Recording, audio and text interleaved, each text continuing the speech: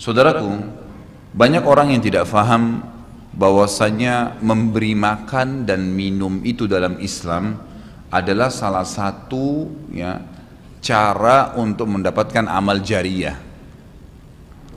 Jadi banyak orang memikirkan amal jariyah itu hanya membangun bangunan, hanya membagikan Al-Quran sehingga dihafal. Intinya fisikal, bentuk materi saja atau material ya. Lebih ke masjid, lebih ke bangunan, lebih ke jalan, lebih ke sumur gitu kan. Padahal sebenarnya ada hal-hal lain yang bisa menjadi penyebab amal jariyah, di antaranya makanan dan minuman. Jadi hadis Nabi SAW yang sahih riwayat Imam Ahmad, ini rahasianya di hadis ini. Kata Nabi SAW, ma wudi'a ta'amun illa wada'allahu fihi barakah. Tidak ada makanan atau minuman yang dihidangkan untuk orang lain kecuali Allah, atau dihidangkan buat diri sendiri juga masuk sebenarnya, kecuali Allah jadikan bagian dari makanan dan minuman itu berkah. Maksudnya berkah apa? Kata para ulama, dia akan berada di tubuh orang yang mengkonsumsinya selama dia masih hidup. Jadi begini, orang tua kita semua, Bapak Ibu sekalian, orang tua kita seperti saya, orang tua saya misalnya, pada saat saya ceramah di masjid ini, saya mendapatkan pahala karena menyampaikan agama Allah, insya Allah, bila diikuti dengan keikhlasan. Semoga Allah ikhlaskan niat kita. Orang tua saya panen pahala saya. Kenapa Bapak Ibu sekalian?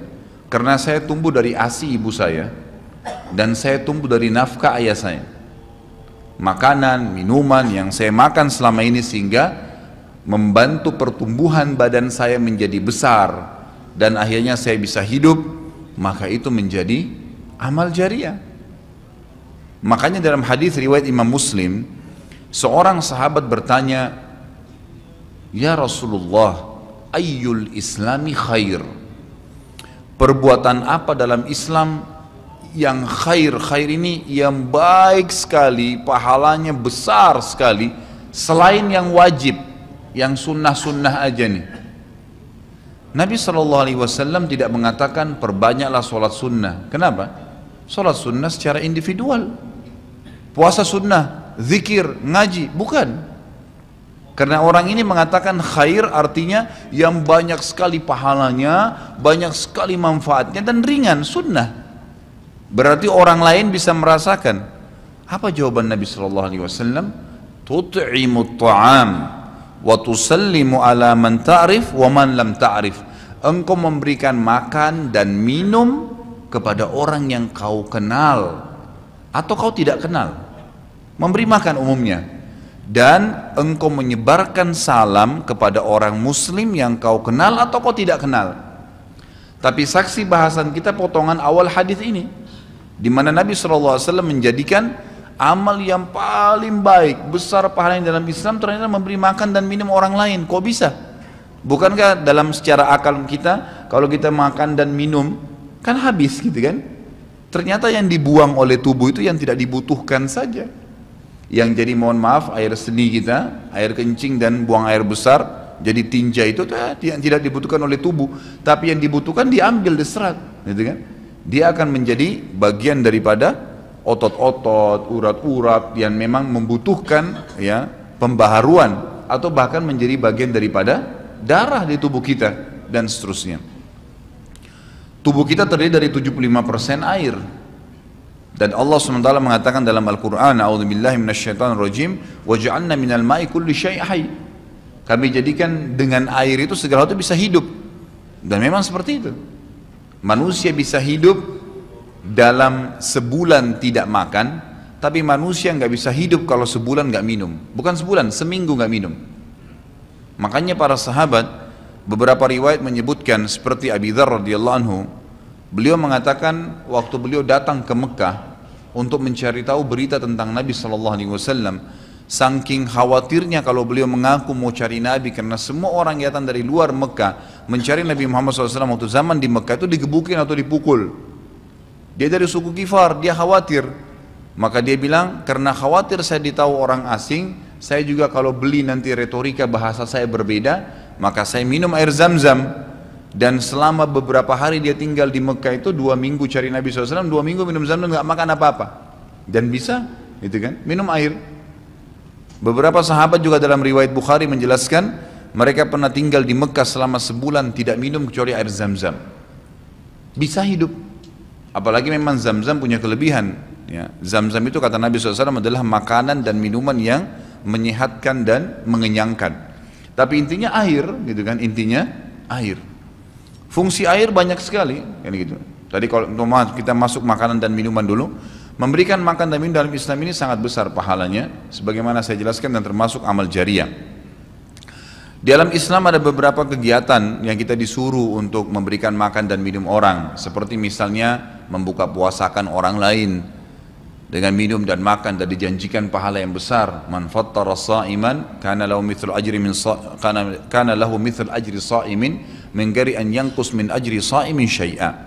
Siapa yang membuka puasakan orang lain, maka dia akan dapat pahala orang itu tanpa dikurangi sedikit pun dari pahala orang yang buka puasa tadi. Dan Umar bin Khattab radhiyallahu anhu pernah memanen pahalanya 1 kota Madinah di zaman khilafah beliau dengan air. Jadi zaman khilafah beliau di akhir hidupnya, atau maaf di akhir khilafahnya beliau sempat di akhir Ramadan juga, bukan di akhir khilafah, mohon maaf, di akhir Ramadan, dia salah 1 tahun khilafahnya beliau sempat ingin membuka puasakan orang, sudah mau habis Ramadan, ingin dapat pahala. Waktu itu beliau jadi khalifah, jadi raja, diiklankanlah di Madinah, ya dia bilang pada pembantunya, gulamnya, tolong iklankan kalau saya akan buka puasakan orang, ingin cari pahala. Orang semua diiklanin, Amir Mu'minin bin Khattab mengundang buka puasa, orang-orang pada berbondong-bondong datang. Yang undang siapa? Raja. Yang orang bayangkan ini akan ada kambing bakar, yang akan ada ini, akan ada itu, macam-macam. Raja yang undang, gitu kan. Ternyata Bapak Ibu sekalian, waktu sudah ngumpul semua jemaahnya, masyarakat depan Umar menyuruh membagikan gelas-gelas yang zaman itu memang terbuat dari tanah liat. Kemudian dibagikan satu-satu dan disuruh antri di sumur, gitu kan. Karena memang mereka minumnya di sumur waktu itu, tidak ada sumber air yang lain, gitu kan. Mereka antri di sumur, lalu mereka ambil isi air masing-masing di sumur itu, antri kemudian sambil duduk. Setiap kali seseorang di antara mereka dituangkan air di gelasnya, mereka berkata, mungkin sebentar keluar kurmahnya, makanannya, dan seterusnya. Begitu terdengar azan, kata Umar kepada pembantunya, sampaikan kepada seluruh muslimin, silakan berbuka puasa dengan air yang ada di tangan mereka.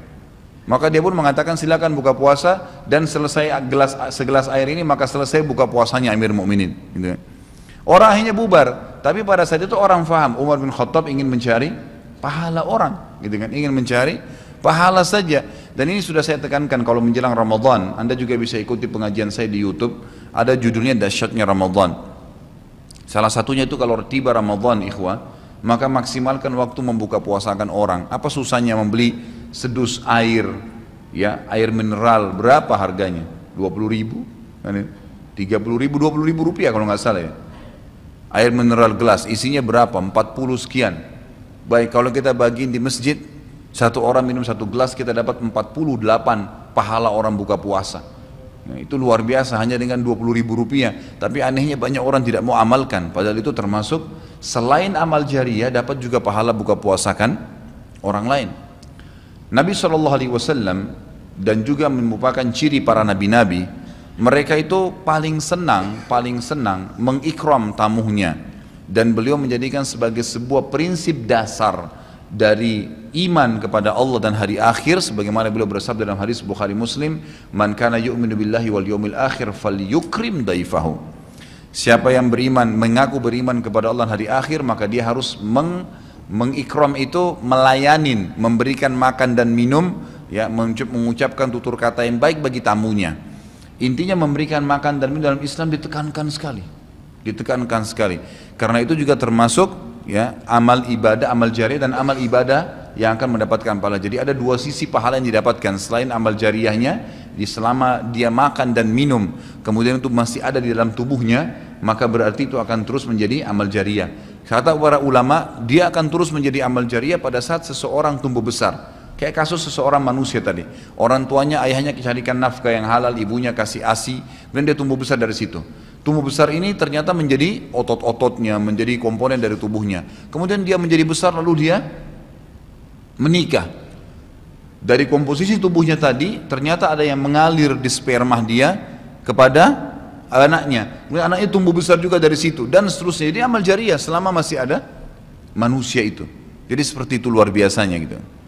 Di antaranya tadi saya bilang, kita bisa mendapatkan pahala dengan buka puasakan orang. Yang kedua, mengikram orang. Mengikram ini memberikan, menyuguhkan sesuatu buat tamu. Ya. Termasuk ya, yang dianjurkan adalah sering-sering ya, mentraktir orang lain. Ada kultum saya itu.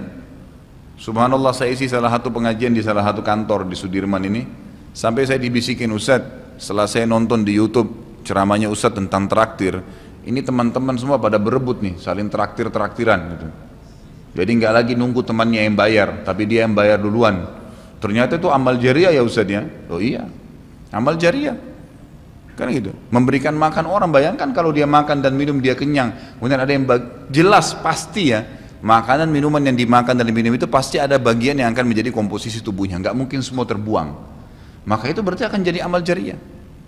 Apalagi kalau dasarnya yang kita berikan makan orang-orang yang bertakwa, orang soleh, luar biasa, makin kuat dia beribadah. Ciri Nabi Ibrahim alaihissalam, Nabi Ibrahim itu malah luar biasa ikramnya, ya. Dia suka dengan tamu, sampai-sampai kalau dihidangkan makan, cirinya beliau nggak pernah makan sendiri. Pasti habis dihidangkan makan, dibuka pintu rumahnya, siapapun lewat dipanggil makan sama dia. Syekh bin Baz hafizahullah rahimahullah, beliau sudah meninggal. Salah satu muridnya menceritakan, beliau itu punya rumah, ya, rumahnya dia di belakang atau di samping rumahnya itu ada sebuah tempat yang kosong, pakai AC, ya dilapangkan seperti masjid inilah. Setiap hari beliau menyiapkan makan siang dan makan malam untuk 600 orang. Setiap hari. Siang itu untuk 600 orang, malam untuk 600 orang. Jadi 1200 orang yang makan setiap hari. Atau 1200 porsi lah ya. Kalau orang yang sama makan siang dan makan malam. Sampai-sampai beliau bukan mengundang ya, enggak diundang orang. Jadi awal-awalnya saja diiklanin. Jadi kalau sudah tiba waktu makan siang, yang lagi nyapu jalanan mampir, yang lagi lewat mampir, yang muridnya mampir, yang kerabatnya mampir, pokoknya mampir 600 orang. Siang malam, tiap hari sampai belum meninggal. Itu bagaimana mereka mengikramnya. Kadang-kadang kita subhanallah, makanan kita taruh di kulkas sampai rusak, nggak mau dibagi kepada orang. Pelitnya luar biasa. Kalau buahnya lagi berbuah dibungkus, nggak mau dibagi ke orang lain. Padahal sebenarnya rahasia untuk menambah berkah sesuatu benda, rezeki kita, itu diinfakkan dulu. Kata Nabi SAW di dalam hadis Bukhari, Allah SWT berfirman, ya ibna Adam anfik alaik, wahai anak Adam, infak dulu baru saya infakkan kepadamu. Artinya baru saya berikan, bukakan rezeki itu. Kita kalau mau otomatis ya, spontan, begitu dapat makanan, ada makanan terus langsung dibagi. Dibagi langsung pada saat itu. Nih, bagi sama teman misalnya, atau kita porsinya sebagian, atau kita beli bungkus yang lain. Ini saya beli satu bungkus makanan 10.000. Beli satu bungkus yang lain khusus kasih fakir miskin. Sebagai tanda syukur terhadap makanan tadi itu. Langsung diinfakkan. Itu spontanitas, tidak berhenti rezekinya tuh.